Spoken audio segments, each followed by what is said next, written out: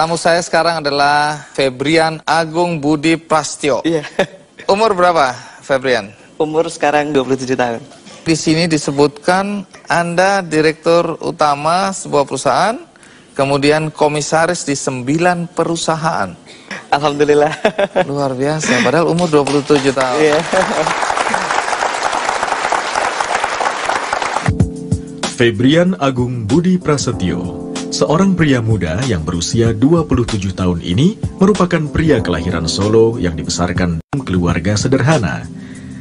Ayahnya dulu merupakan seorang supir angkutan damri di Solo. Sejak kecil, Febrian memegang teguh prinsip yang ditanamkan kedua orang tuanya, yaitu kegigihan dan keyakinan. Dengan prinsip tersebut, telah mengantarkan Febrian untuk merantau dan menempuh pendidikan di Perguruan Tinggi Institut Teknologi Bandung ITB pada tahun 2002 di jurusan Teknik Kimia. Kesuksesan Febrian berawal ketika masih kuliah dan sudah memulai berbisnis kecil-kecilan dengan berjualan baju. Jatuh bangun sudah terbiasa, bawahi sekitar 500 karyawan. Hingga 2011 ini, bisnisnya telah meraup omset miliaran hingga triliunan rupiah setiap bulannya. Banyak sekali penghargaan kepada Febrian, antara lain penghargaan pengusaha muda terbaik 2010, sekaligus penghargaan Muri. Walaupun sudah sukses, Febrian memiliki sifat yang ramah, religius, dan rendah hati. Pengusaha muda ini dikenal baik oleh para karyawan dan masyarakat.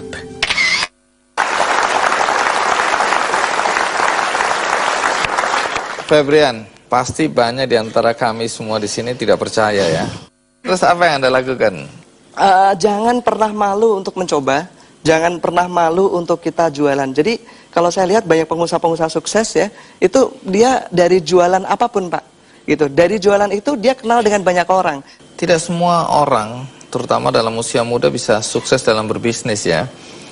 Lalu apa yang membuat Febrian itu bisa sukses? Kalau saya bilang di sini yang jadi kunci itu adalah dreams, Pak. Saya bahkan sempat itu melakukan hal yang lucu, kalau boleh saya sharing nggak? Iya, boleh dong. Boleh ya? Jadi kalau kata beberapa buku yang saya baca, ada Berpikir dan Berjiwa Besar dan lain sebagainya, itu dia dikatakan bahwa saya kalau kita mau achieve sesuatu, kita harus benar bisa meyakini bahkan sampai merasakan. Nah, waktu itu tahun 2006 ya, saya belum punya apa-apa, motor 1 Mio juga nyicil, sampai mencicil. Nah, saya pengen banget ngerasain kalau punya duit 10 miliar tuh rasanya gimana gitu. Di dalam rekening, saat itu saya punya satu tabungan, cuma satu-satunya buku, ya, dan saldonya di situ cuma 300 atau 600 ribu, saya lupa saat itu, kecil Dan sedikit sekali. Bermimpi satu hari 10 M rasanya gimana gitu ya? Akhirnya apa yang saya lakukan? Saya tulis di buku tersebut 10.000.000.000 pakai bolpen. Padahal kosong itu ya. Akhirnya kalau di teller, wah diketawain sama tellernya. Ini maksudnya apa ini? Terus? Ya saya bilang ini adik saya ngerjain saya gitu. Padahal mimpi ya. Iya. Kalau kata orang bilang kan, kekuatan kita di pikiran itu sangat kuat ketika kita dalam alam-alam bawah sadar ya. Ketika kita mau bangun tidur atau kita mau tidur gitu kan. Jadi bangun tidur, saya lihat buku tabungan. Saya punya 10 miliar, yes. Itu memberikan power Pak. Iya. Itu memberikan power. Itu cocok gitu, karena The Secret mengajarkan hal seperti itu. Apa yang kita inginkan, kita pikirkan, kita ucapkan, kita selalu ingat-ingat terus. Kemudian lanjutan dari The Secret, The Power.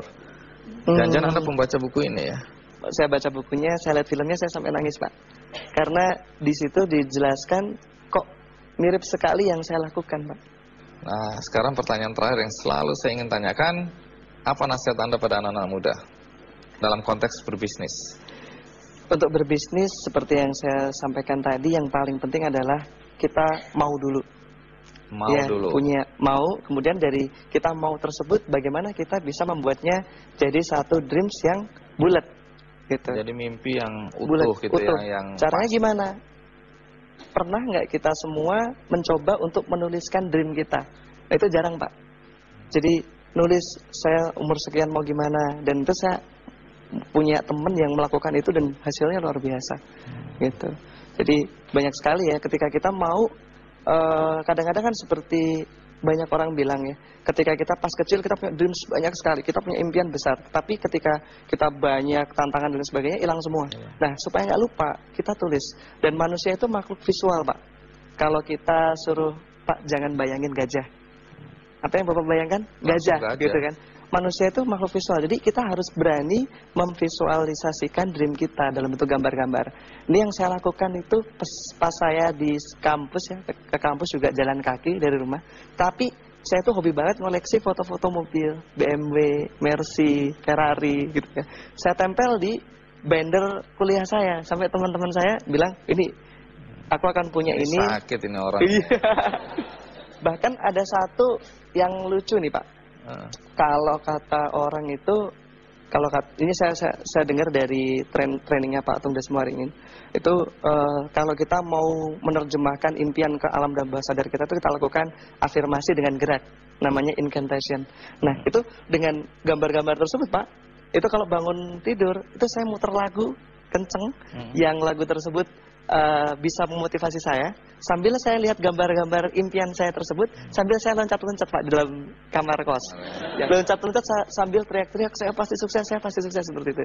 Dan teman-teman saya banyak yang bilang, nih anak gila ini. Jadi faktanya sekarang gimana? Mobil-mobil itu sudah Anda miliki? Sebagian sudah Pak. Iya. Febrian, terima kasih ya sudah mau tampil di acara Kick Candy ya.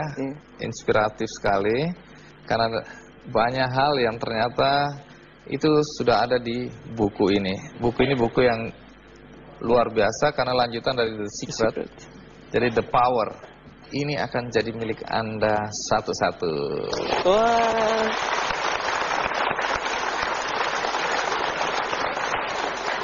Bagi Anda yang di rumah, jangan takut juga, karena Anda bisa mengakses buku The Power ini secara gratis di situs kickandy.com. Akhirnya, semoga perbincangan yang saya sampaikan pada kesempatan ini berguna bagi kita semua. Sampai jumpa.